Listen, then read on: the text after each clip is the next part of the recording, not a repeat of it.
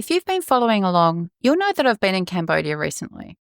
And while I was there, I took the opportunity to dig into HR and people practices in the Kingdom of Wonder, how they compare to what we do in Australia, the challenges HR professionals face, and what we can learn from each other.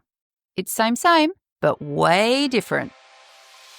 Welcome to Reimagining HR with Trina Sunday, the rule-breaking podcast where we challenge our thinking and our current people practices. This podcast is for time-poor HR teams and business leaders who are feeling the burn, lacking laughs, and not feeling the love. I'm Trina, your host, and I'm here to cut through the BS, explore different ways of thinking, and create high-impact HR functions.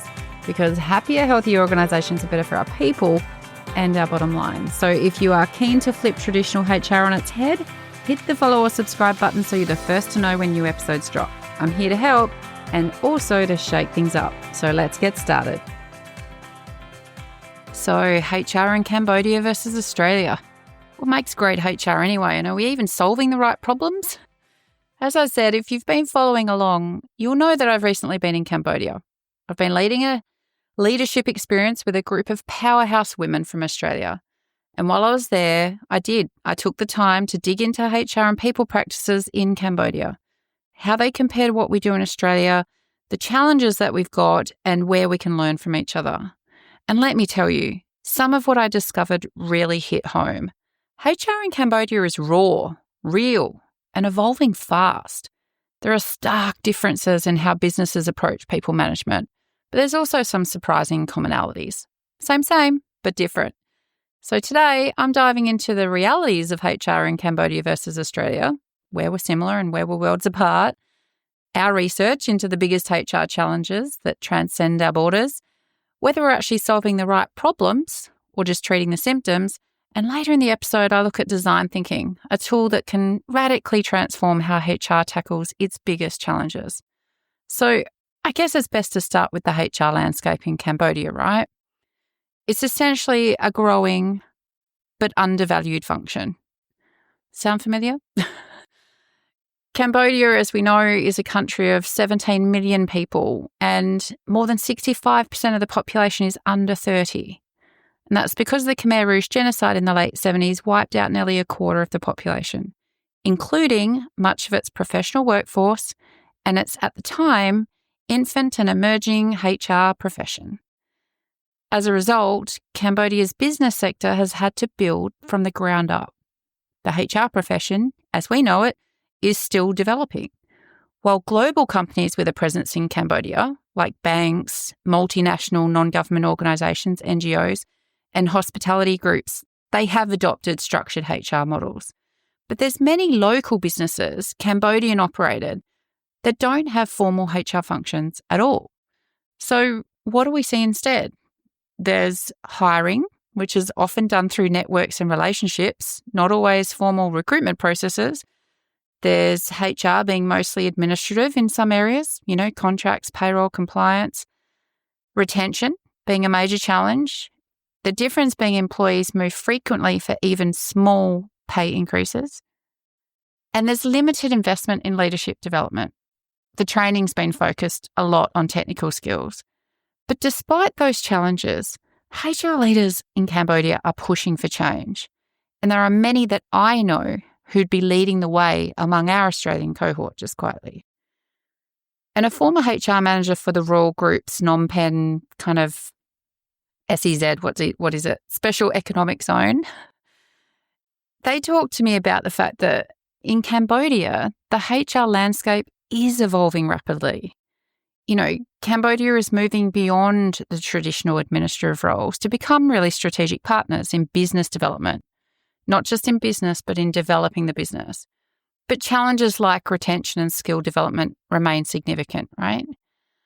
Sapir Peng shared with me that employee engagement is crucial in the Cambodian context. With a young workforce, they want to focus on creating learning opportunities and really clear career paths to retain top talent. This emphasis on career growth and development as a retention strategy is something Australian HR should pay more attention to be honest. And in Australia, we're focusing a lot on flexibility and some of what I would call the perks, but we're neglecting the simple fact that people stay when they can see a future. Give them a future and they'll want to stay. So since getting back a couple of weeks ago, we've dug a bit deeper into Cambodia and taken a bit of time to explore really key insights about the employee life cycle across our two countries. And as always, you start with recruitment trends and how effective we are at all that good stuff about finding talent, because there's lots of research out there. And it's a little bit interesting. In Cambodia, talent shortages have meant longer hiring cycles. So recent industry research in Cambodia showed that the average time to fill a vacancy was 2 to 3 months, with many candidates demanding 20 to 30% higher salaries than what they'd had in their previous role. But employers are advised to broaden the hiring criteria, basically. They've been told to consider cross-industry candidates and get a bit creative about the talent pool, and also improving the workplace amenities to attract the talent and other things in terms of making job openings more available to more qualified applicants. But these findings, which were shared by local HR practitioners over a chat, highlighted the need for some really strategic recruiting and retention plans in Cambodia's evolving market. It's moving all the time. In Australia, high competition for skills and tech-enabled recruiting has really changed things. So Australian surveys are indicating that 55% of employers are having difficulty filling roles, and that's as early as 2024, so over the last year. And over half of the vacancies were remaining unfilled after a month. But there's also a lot of people looking for work. So if the vacancies are not filled and we're finding it hard to find the people, what is this lingering effect of skill shortages that we're experiencing? In response, in Australia, companies are focusing on recruitment efficiency. They're definitely focusing on the candidate experience and trying to get that conversion as quickly as possible. And there's been a lot of chat on LinkedIn about KPMG Australia's efforts to cut their time to hire, which I think they did by 20% by streamlining their processes, using AI and consolidating, there's about 20 siloed systems from what I believe, into a much smoother onboarding workflow, noting it was still 40 to 50 steps, y'all.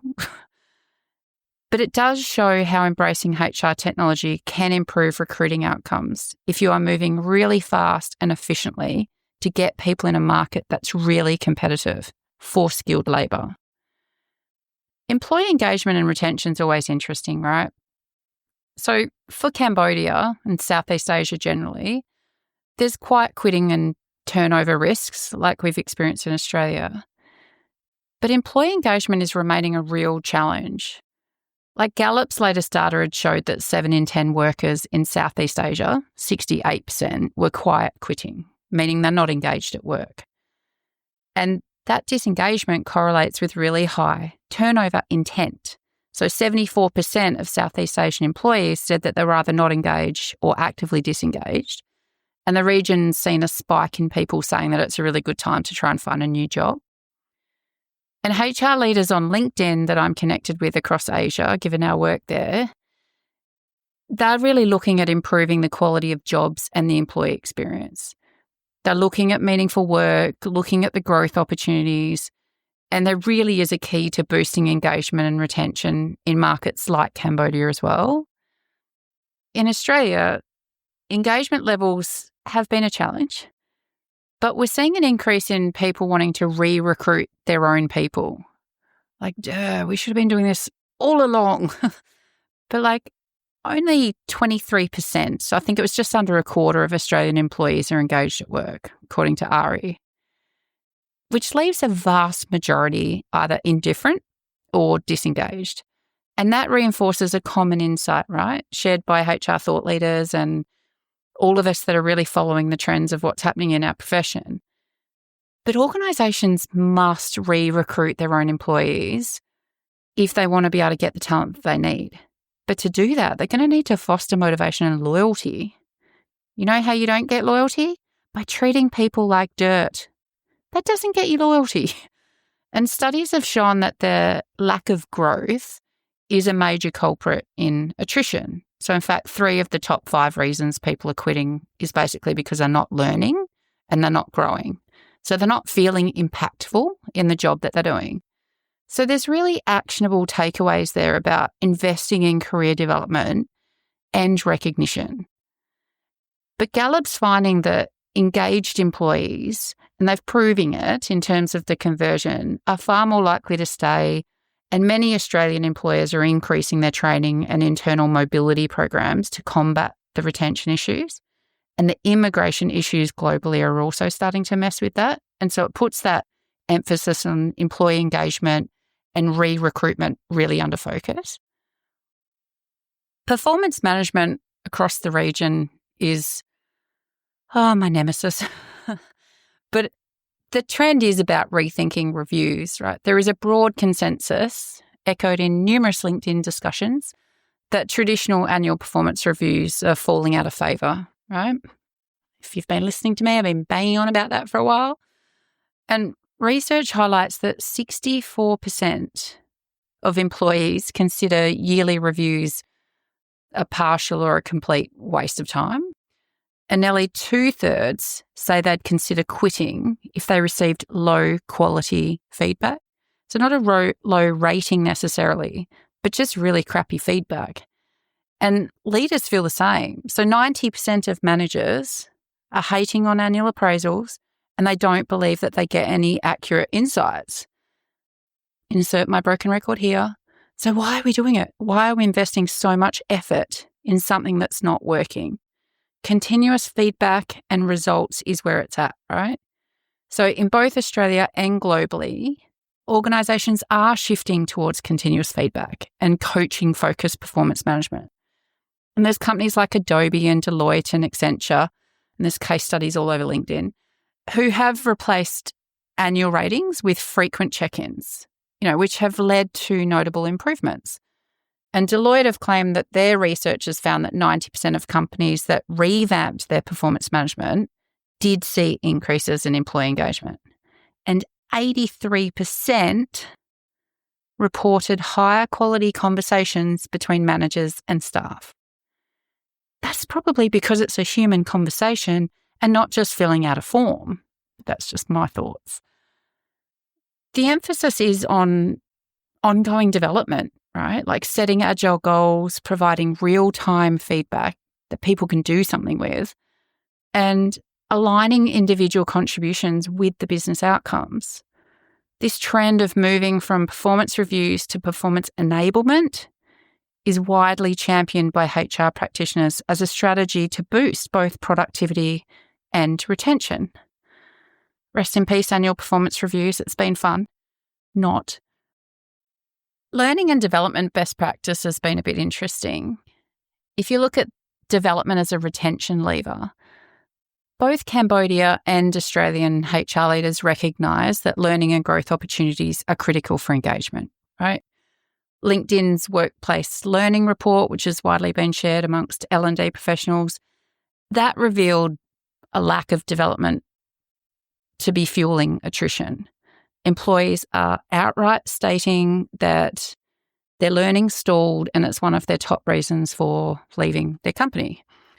But conversely, organisations that prioritise L&D are seeing higher morale and retention. For example, one finding showed that 3 of the top 5 reasons people quit their jobs relate to not having learning advancement or being able to make that impact, right? So it's a clear signal that investing in people's growth pays off. But internal mobility and upskilling is absolutely kind of like a whole program that needs specific effort right now.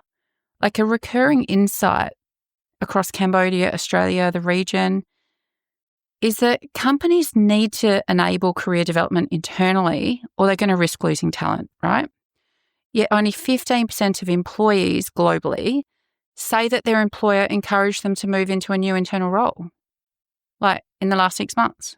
Like no one's talking to them about it. And that indicates some pretty big room for improvement. Australian companies are responding. Like over a third plan to increase training investments in the next year to address skill gaps and career progression. But in practice, Leading employers are launching mentorship programs. They're building their own skill academies, clear pathways for advancement. All the things people go outside to get, companies are starting to build it inside. And in Cambodia too, there is a massive push for upskilling. For instance, experts are recommending strengthening engineering, and ICT training programs are growing local talent to meet industry needs. And the best thing about Cambodia, they don't have landlines, all this old tech that's holding them back. They move fast in a digital landscape. And there's something we can learn from that. The takeaway for HR is actionable, right? Make continuous learning part of the culture. And that can include providing on-demand learning, just-in-time learning, encouraging role rotations, and really recognise managers who are developing their teams. Like, how many managers are you assessing as being top performers because of the growth of people in their team? The positive attrition that they've had of people leaving their team, but going on to add even greater value elsewhere inside your organisation.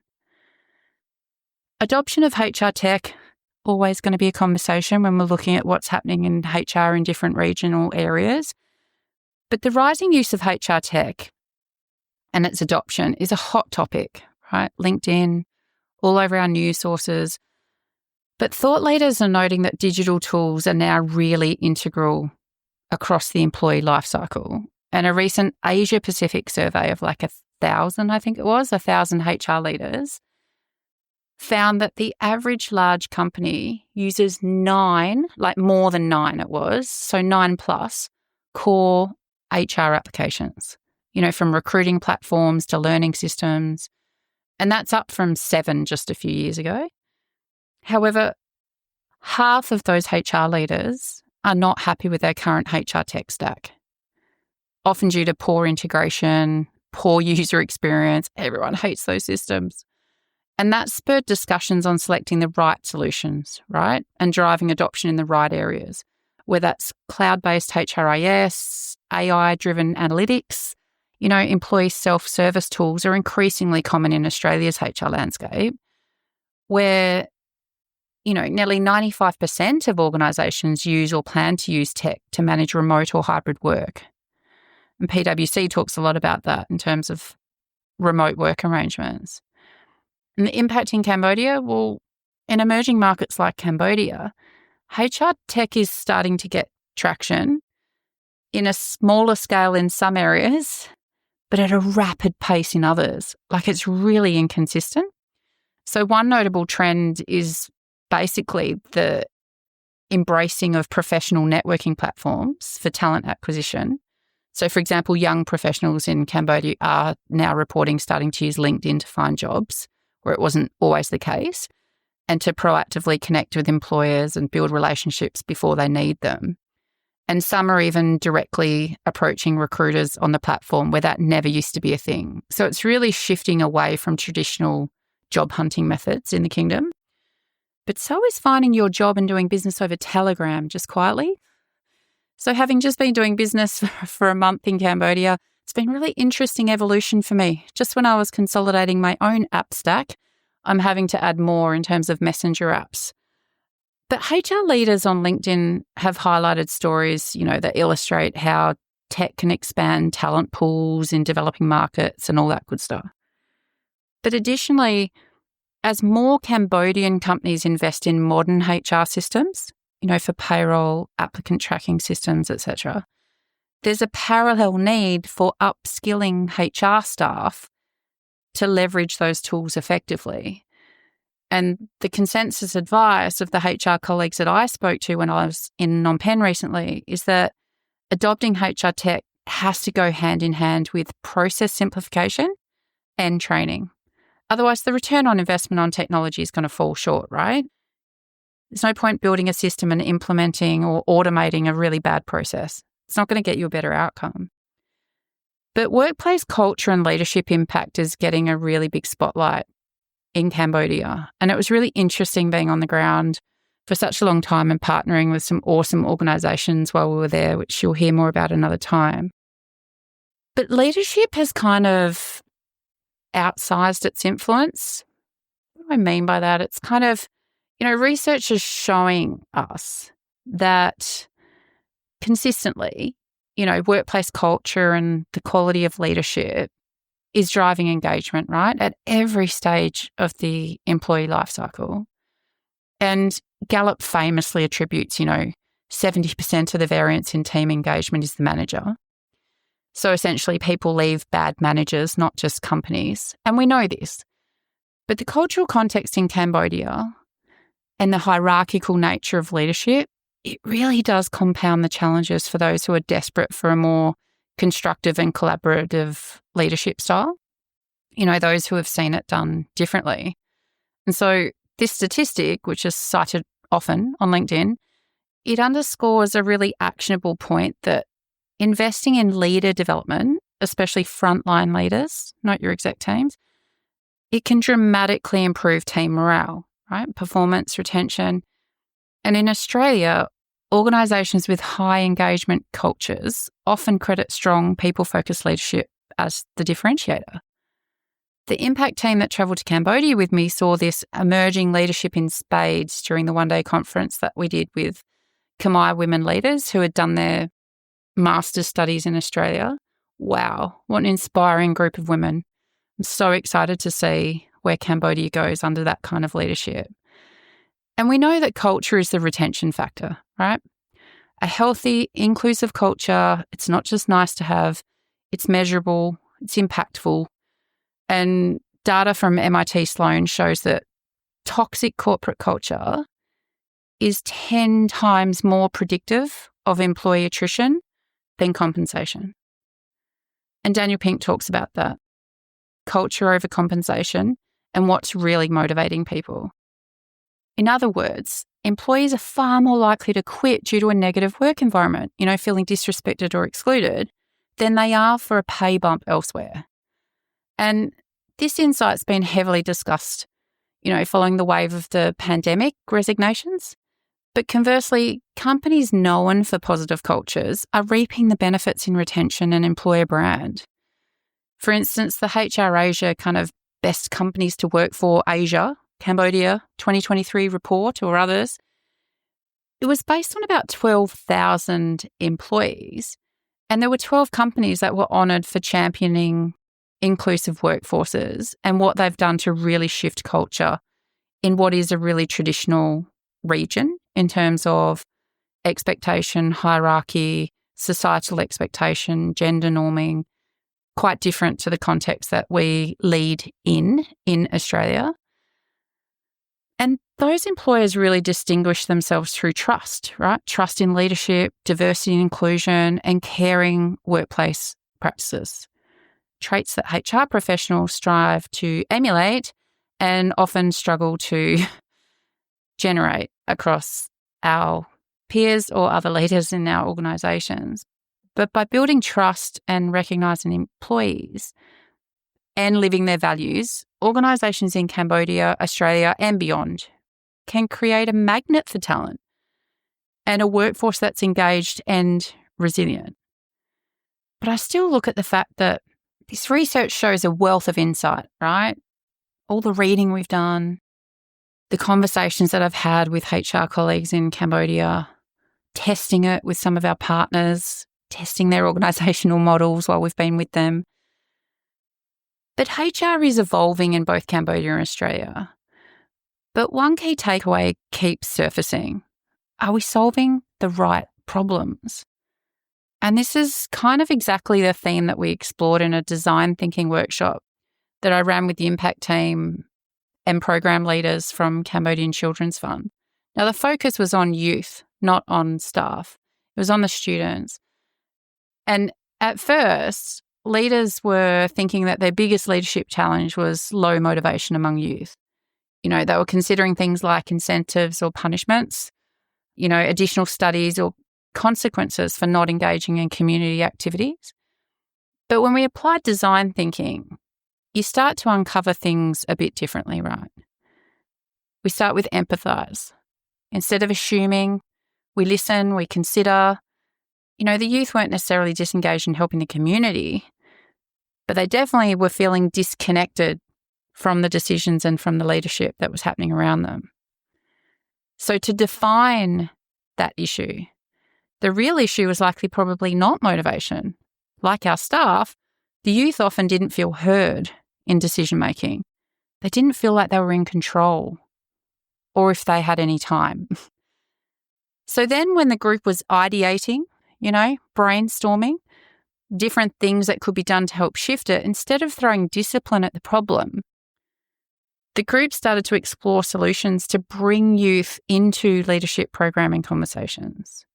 And they came up with a prototype, like different ideas. This was just a workshop to test design thinking, right?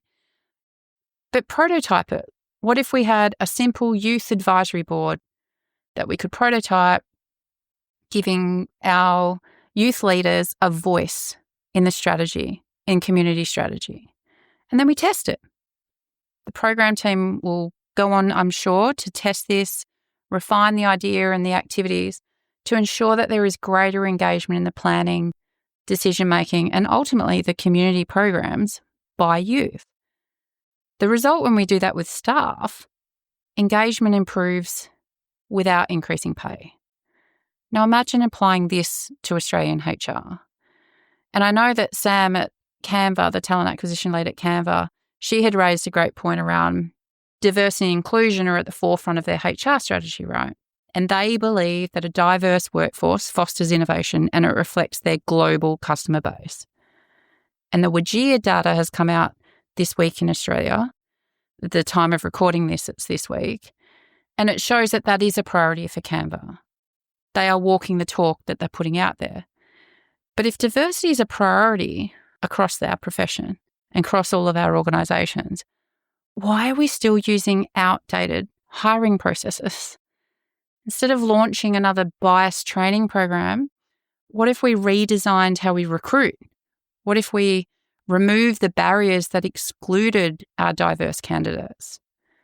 Because that's the only way we can look at the future of HR and what needs to change, right? The future of HR in Cambodia is about growth. It's about building a leadership pipeline, developing structured HR functions, and creating really long-term career opportunities.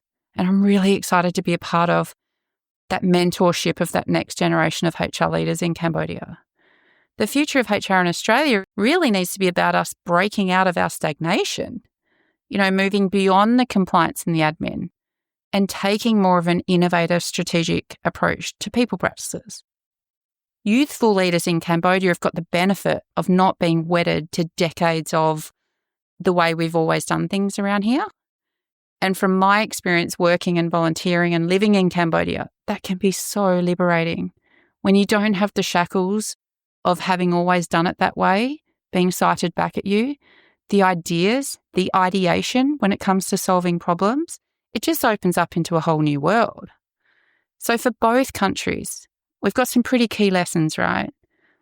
We need to stop solving surface level problems and start digging a bit deeper. We need to stop focusing only on processes and policies. And we need to start designing work for humans. And we need to stop assuming we know the answers and start asking better questions. Imagine that. So here's your challenge. Think about a major HR issue in your workplace, right? Got one? Now, ask yourself, are you solving the real problem or are we just managing the symptoms? I'm really keen to know your thoughts and also how you've seen HR show up in other countries that we can learn from as global HR citizens. It's global citizens, Trump, just in case you missed it. We'll better wrap at that. Until next time, keep questioning, keep challenging, and keep reimagining what HR can be. And share it, because we are stronger together. Thanks for tuning in and leaning in to this week's episode as we look to reimagine how we show up for our people, organisations, and community. Reach out to us via our website at reimaginehr.com.au with your HR horror stories or suggestions of people you'd love to hear from or topics you want to explore. It's all about people, purpose, and impact, and we are here for all of it. Until next time, take care, team.